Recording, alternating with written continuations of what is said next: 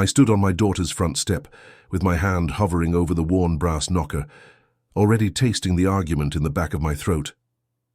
The paint around the doorbell was chipped from years of sun, a small failure I'd meant to fix last fall and never did. Through the wood came her voice, thin and trembling with a rage I didn't know she had. "Go away, or I'll call the police!" When she'd checked the peephole a moment earlier, her eyes had been mirrors, cold. Without the old half-smile that used to bloom every time she said Dad. I felt something quiet come over me then, like the precise stillness right before concrete sets. I nodded, not to her because the door was shut and her fear had shut it more tightly than any lock, but to the truth of the moment. I turned, stepped off the porch, walked to my car and drove home, my knuckles loosening on the wheel as if releasing the last of the old illusions. In the hallway, I didn't take off my coat. I set my keys in the wooden bowl she'd turned in 7th grade woodshop, the lips sanded uneven because she'd been impatient, and I took out my phone and called a realtor. If they were determined to lose the house, then I would make the loss count in the only way that still protected what I'd built. The first proof had arrived by accident, though in truth most disasters announced themselves in small, bureaucratic ways. A misdialed number from a board clerk, a letter addressed to the wrong party, a statement slipped under the wrong door. The bank had called my landline and left a clipped message about a delinquency notice for Hannah's address. I called back thinking there'd been a mistake, and the mistake obliged me with a stack of documents that printed out of my tired inkjet like confessions, credit lines opened in neon midnights, a home equity line tethered to the house I co-signed for, applications we had never discussed, because discussion would have broken the spell. I drove to Lucas's office with the papers in a folder and a feeling in my stomach like wet rope. In the break room, he was laughing at something a co-worker said, and the expensive watch he loved caught the fluorescent light with a smug little wink. I waited for the co-worker to leave. Then I laid the report between us. Coffee sloshed over the lip of his mug and ran toward the edges of my proof. "Where did you get these?" he asked, and his voice cracked on the first word, the way boys' voices do when their bodies are catching up to their decisions. "The bank called me," I said. "They thought I was you, or they thought you were me, or they forgot the difference. $53,000, gambling debts, secured against my daughter's home." He stepped closer, and I could smell cologne undercut by nervous sweat. The lights buzzed like angry wasps. "This doesn't concern you, old man." The phrase might have worked on a different father, or on me 10 years earlier, when I still believed we were all playing on the same team. "It concerns me," I said, laying out each sheet, "because I put 30 years of overtime into the equity you're turning into chips. You tapped a second mortgage, a line of credit. You even poked holes in her retirement. It's all here." He swept the papers aside and they fell in a whispering drift, and for a second I saw him as a boy, who learned early to knock pieces off the board when he was losing. I bent and gathered the pages with the same methodical care I used to sort rebar schedules from concrete pour tickets. "She knows," he said to my shoulder, but a small tremor in his voice clipped the word into 2 pieces. "Does she?" I asked. I showed him the screenshot of the latest application, 30,000 more against the same house. He snatched for my phone and missed, and the fear that flashed across his face was neither theatrical nor adult. It was the old panic of a child who has lost the trick. "You don't understand. I had a system. Your system is about to cost her the roof over her head. She's my wife," he said, as if that rearranged the math. "Has been for 3 years. And I'm the co-signer who poured a lifetime into those walls," I said, and the room suddenly felt too small for our stories to stand in together. He set the mug down hard enough to crack the handle, and coffee began to creep over the laminate toward my papers like a stain that knew its job. "Stay out of it."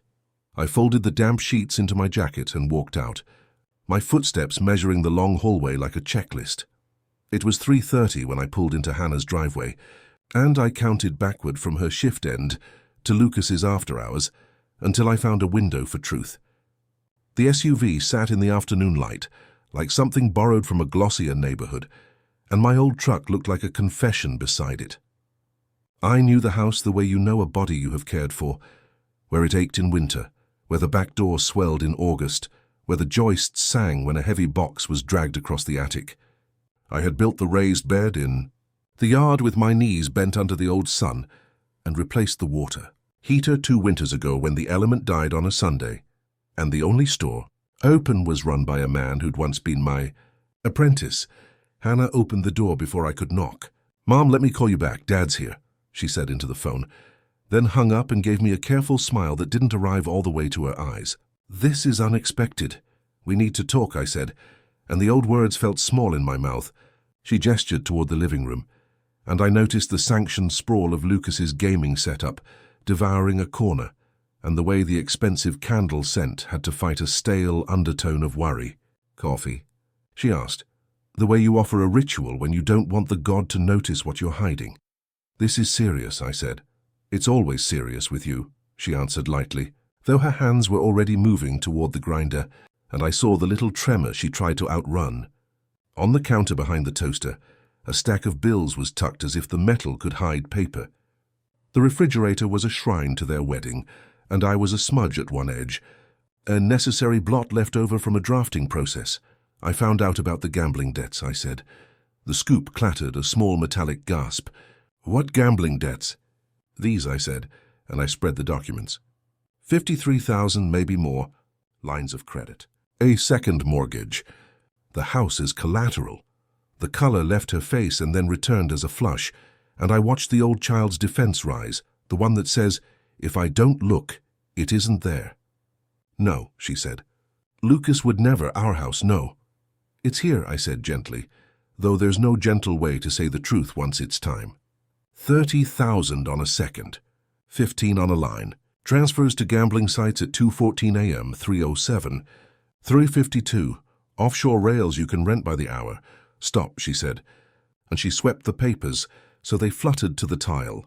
And for a breath I saw her as a little girl pushing a report card under the couch cushion before I got home.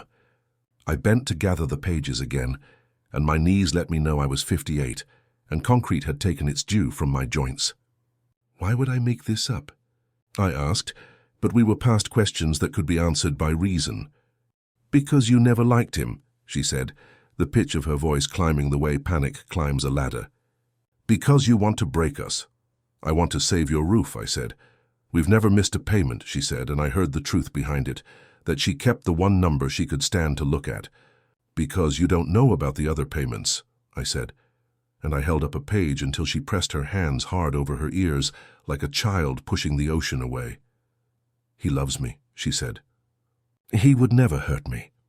Her hand was already reaching for her phone, and she got it, and she lifted it not to call for help, but to ward off the shape of the truth in the room. "Get out," she said. "Get out or I'll call the police. I have been hurt in my life by things I did not see coming, by accidents, by layoffs, by the long hand of chance.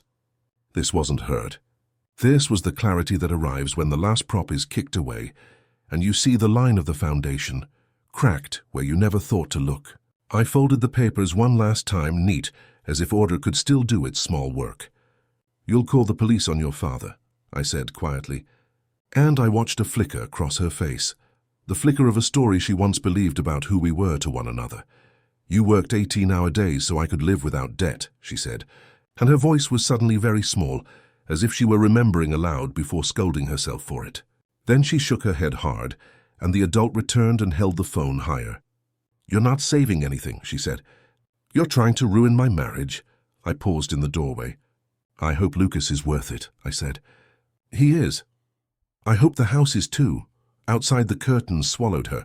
She was there watching, the way children watch when they want their parent to turn around and beg them to change their mind, and I did not beg. On the drive home I rehearsed my next conversation, the one with a man who understood the legal weight of signatures and the geometry of ownership. I did not sleep. At 2 in the morning, I replayed every decision that had seemed small at the time and now felt like a hinge. The day we co-signed. The way I let Lucas use words like investment, like talismans that I didn't challenge because I didn't want to turn my daughter's dinner table into a courtroom. At 3, I remembered the meeting at the kitchen table when Evelyn drew 2 columns on a sheet of lined paper and titled them Rent and Mortgage, and then wrote in her clean, teacher's hand the numbers that would become our discipline. At 4, I made coffee as black as those years when cream was a luxury, and the mortgage company's letterhead controlled our Saturdays. By 7, I was in Donald Kessler's office, which had heavy furniture and good lighting, and the quiet hum you hear in rooms where work gets done without show. He scanned the file like a surgeon studying a case he already knew the outcome of. "Partition isn't common in a family context," he said, "but you're a co-applicant on the original mortgage. That makes you a co-owner. They encumbered the property without your consent. That's a breach." He explained the process, and it lay itself out in my mind like a blueprint: complaint, service, discovery, deposition, hearing, order. He would ask the court to force a sale, divide the proceeds by ownership, and award fees. I told him to move forward, and when I walked out into the parking lot, the sun had climbed to a height that made everything look cleaner than it was. Lucas arrived at my door that evening with a face flushed by anger and the sheen of alcohol he thought he'd disguised. He pounded 3 times, paused, pounded 3 again, as if he believed cadence could make him the law. I opened with the chain still on and said his name the way you say a word you want to learn to live without. He told me Hannah had described my little stunt and my fake documents. I asked him if she mentioned the number 53,000, and he said they were investments, and that online poker was just a gateway to real estate plays and crypto rails, and that I didn't know how modern money moved.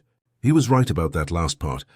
What he didn't know is that the laws governing property are older than any spin of the newest coin. I asked if I should call Hannah so he could tell us both the story about how gambling sites now offered condos in Miami, and his anger broke into a smile that had no warmth in it. He leaned closer and told me that old lonely men sometimes had accidents, and I watched the threat sit there between us, like a badly laid brick. "Are you threatening me?" I asked. "I'm explaining reality," he said, and then he walked away toward a BMW he could not afford. He thought he'd put fear in my chest, but all he'd done was finish my proof that conversation was over, and only the careful instruments of the law could accomplish anything now. The letter from his attorney arrived a week later, full of bluster and the usual threats about slander and emotional distress, a paper tiger that Donald read and set aside with the small smile of a man who has catalogued every trick. He drafted a notice of deposition, and when the day came, I sat across from Lucas in a sterile conference room with an old pot of coffee steaming tiredly in a corner. His lawyer objected in a nervous rhythm that seemed to comfort only himself. I told the story in dates and amounts, not because I wanted to relive them, but because numbers are the skeleton of the truth. The overtime hours, the early mortgage payments, the HELOC draw on a Wednesday at 3:07 a.m., and the second mortgage filed the following week, the application 28 days later for another line of credit. Lucas contradicted himself twice in 5 minutes, and then admitted he had borrowed a little for online ventures, and by the time we rose and shook hands with nobody meaning it, I knew the line we had been walking had ended. The hearing was brief. The judge asked clear questions and listened while Donald led her through the file. On the other side of the aisle, Hannah stared at the table as if the wood were about to offer an escape hatch. Lucas worried his tie and pretended to be stoic for her sake, which might have been the only truly human thing he did in that room. The ruling came with the clean sound of a gavel that has hit 1,000 conclusions. My rights as co-applicant affirmed, their breach recorded, a partition by sale ordered, fees awarded. The relief I felt wasn't triumph. It was the relief of someone who hears a building stop groaning and knows that at least it won't fall on anyone else today. The court-ordered sale was a quiet, strange day. Strangers walked through rooms I could navigate with my eyes closed. A young couple stood in the backyard and measured sunlight with their hands and asked if the soil was good for tomatoes, and I told them it was rich where the old compost pile used to sit, and that the hose bib on the south side dripped if you didn't turn it tight. And they smiled the unburdened smile of people at the beginning of a long, lucky stretch. Hannah kept her distance. When it was over and I was walking to my truck, she called my name and I turned and waited because there are certain things you never teach a daughter by not turning. "Why?" she asked, and the word collapsed into the air like a tent without a center pole. I told her I had given facts and time and the chance to look together, and that she had answered with the police, and that there are thresholds a person cannot cross without becoming someone else, in a way that is not easily reversible. "It was my home," she said, and she wasn't looking at the house. She was looking at all the Sundays and the dinners, and the lamp-lit conversations that house had held for her idea of a life. "It was a house," I said softly, Not to diminish the love that had lived there, but to name the timber and drywall that had been asked to carry more than it could. Homes need foundations that don't shuffle under pressure. You chose a man who built with cards. She said she was sorry, and I said I was too. And we stood for a moment in a shared field of regret that neither of us knew how to cross. And then I walked away. Not because I wanted to end the scene dramatically, but because sometimes the most loving thing a person can do is accept the outcome they worked to prevent. A year went by in the ordinary way. Days stacked, small tasks done, the body doing its familiar labor. My share of the equity sat in a separate account I rarely touched, because touching it felt like handling a memorial. I trimmed the citrus, replaced a section of fence, fixed the kitchen drawer that had been sticking for 6 months, and each repair was a small sermon about how attention is love, in its least poetic and most useful form. The bowl by my door still held my keys, and sometimes when I set them down at night, I would rub the uneven lip with my thumb until I felt the exact spot where the sandpaper had slipped in her small hand. I drank my coffee black in the morning, the way I had during those years when everything extra went to principle, and sometimes after dinner I sat on the porch and let the light fade and thought of Evelyn and the way she would have held my arm when we walked, and how we would have argued, politely over whether I had been too hard or not hard enough. There are arguments you're allowed to lose only with the dead. News of Lucas filtered in the way all news from other lives does, through mutual acquaintances and the impersonal intimacy of social media. He had left the sales job. There had been a rumor of a suspension over lack of transparency that might have been worse than it sounded. He tried a startup with a friend and posted animated graphs that went up and to the right until they stopped being posted at all. I heard from a man who knew a man at a bank that another line of credit had been closed and a car had been repossessed at dawn, the old hour of humiliations. Of Hannah I heard less, which is the part that gnawed at me. A photo of her in a small apartment with a plant on the sill and a smile that seemed borrowed. A caption about fresh starts that looked like it had been polished to keep the trolls at bay. I didn't like the idea of trolls in the same sentence as my daughter, but this was the world. And I had chosen to stand in the section of it where fathers do not fix things by showing up with a wrench when they are not invited. One evening in late spring, I was cleaning out the garage, the honest tiredness of the work replacing the useless kind, when I found the box labeled house mortgage stuff in my own handwriting, the angled capital H, a relic from a drafting class. Inside were the old stubs and letters, the congratulations from the bank when we paid the loan off early, as if we had done them a favor. The amortization schedule with my pencil marks, showing where each extra 50 shaved a day or two off the future. I sat on an overturned bucket and let the paper weight my hands. I could still hear 7-year-old Hannah asking why I always wrote 50 more than the number the bank asked for, and I could still see the serious way she'd nodded when I told her that interest was rent you pay on money and that I wanted to fire the landlord early. I had believed then that teaching her the math of ownership would also teach her the faithfulness that makes ownership valuable. Faithfulness is harder to pass along than arithmetic. A week later, a knock came at my door that did not pretend to authority. 2 soft raps, a pause, then one more like a question. When I opened it, Hannah stood there in a plain dress with a cardigan that had pilled at the elbows, and she looked smaller in a way that had nothing to do with size. We stared at each other for the beat that contains every possible script, and then she stepped into my arms, the way she used to after nightmares about fires and dogs that could talk, and ran away. She cried into my shirt, and I felt the old father body do the thing it knows best, which is to become a structure for someone else's weight. We moved to the kitchen table, and she wrapped both hands around a mug of tea she didn't drink. "He's gone," she said quietly. "Not legally, he's still wherever he is, but he's gone from me." She laid out her year the way a person describes a storm after it's passed. Matter of fact, with occasional tremors. There had been a job she liked and then didn't, a set of friends who divided silently along the old fault lines of marriage and blood, an apartment she could afford if she stayed careful. She had paid off 3 small debts and was chipping at a larger one, and the plant in the window was not an Instagram prop but a living thing she wanted to keep alive. She told me she sometimes woke in the night with the urge to tiptoe down a hall she no longer had, to check a door she no longer owned. She told me she had almost called me 100 times, and then imagined my voice and hung up, and I told her that the voice in her head is untrustworthy when the heart is ashamed.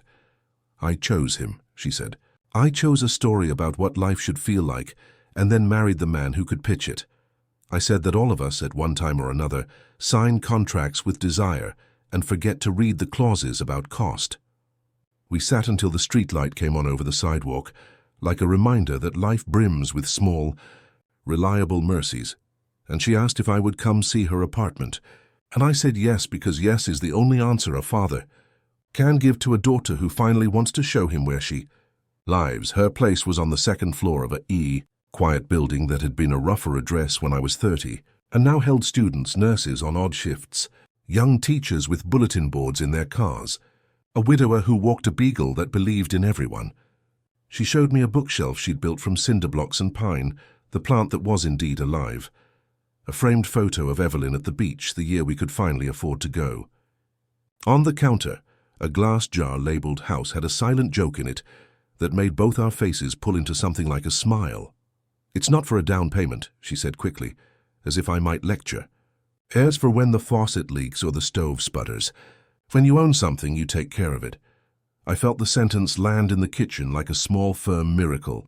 I didn't tell her that the miracle was not that she remembered my words. It was that she had chosen to live by them, now that they hurt a little less. We did not become a commercial for reconciliation. She did not move back into some old version of my approval, and I did not turn into a saint. There were days when she didn't call, and I had to learn not to fill the silence with frightened stories. There were mornings when I woke angry at Lucas all over again, and had to go outside and cut back the bougainvillea until it stopped trying to own the fence. But there were also the small forward motions that tell you a structure is sound. A Saturday spent assembling a wobbly thrift store table into something that would hold. An afternoon mixing soil on her balcony, while the beagle sniffed our elbows. A text with a photo of a bill paid, and a string of emojis that took the place of old sticker charts. I learned that at the clinic where she worked, she was gentle with people who were afraid of pain, in a way that made me want to sit in the waiting room for no reason and listen to strangers say her name gratefully. She learned that my stubbornness could be a kind of tenderness turned inside out, and that I would drive across town at 10 at night to adjust the strike plate on a door that had begun to catch. Once, months later, I saw Lucas downtown by accident. He was leaning against a wall smoking a cigarette, a habit he had adopted to look like the boys in movies who gamble and win. He saw me and made a face that was supposed to be a smirk, but came out like a wince, and I considered walking over. Not to gloat, and not to deliver the moral he had earned, but to tell him the truth he might yet live by, that systems built on the thrill of almost winning will eventually ask you to sign over parts of yourself you didn't know were negotiable, that the only high that lasts is the one you get from doing the same boring, faithful thing 1,000 times, until a life appears that can bear your weight. I didn't cross the street. There are sermons that only time can preach, and I am not its understudy. When I got home that evening, I stood a long time in my small garden, the hose ticking in my hand, the air cooling into the kind of forgiving temperature that makes you want to reset your life. The citrus trees were heavy and needed thinning. I pruned the branches the way I was taught, at an angle just above a bud that faced the direction I wanted the new growth to go. The cut must be clean. The next branch will follow the line you make. Inside, on my desk, lay the bowl with the uneven lip, and beside it, a thick envelope I'd written Hannah's name on. Here it contained the deed to my house, the one I had paid off in 1,000 small obediences, and a letter explaining, in the plain language I've always used to talk about money and love, that the house would be hers when I was done with it. That you don't throw a house at a person like a gift you hope will snap them into gratitude. That you leave it to them like a foundation you believe they will understand how to stand on. I sealed the envelope and put it in the safe, not because I expected to die soon, but because there is a peace that comes from arranging your affairs in a way that tells your child the story you would want them to remember when they are too tired to remember anything else. I slept well that night. Before dawn I woke for no reason and lay in the dark listening to the old house creak the way it always has, each sound a reassurance that the frame still knows how to carry its loads. When the first thin light slid between the blinds, I got up and made coffee. I drank it at the kitchen table with the window cracked so the morning could come in. And I thought of the phrase I had said to the judge and to my daughter and, finally, to myself. A house is wood and plan and cost. A home is the willingness to maintain what you say you love. Under my breath, I added a line I had learned the hard way and would carry forward now that I had earned it.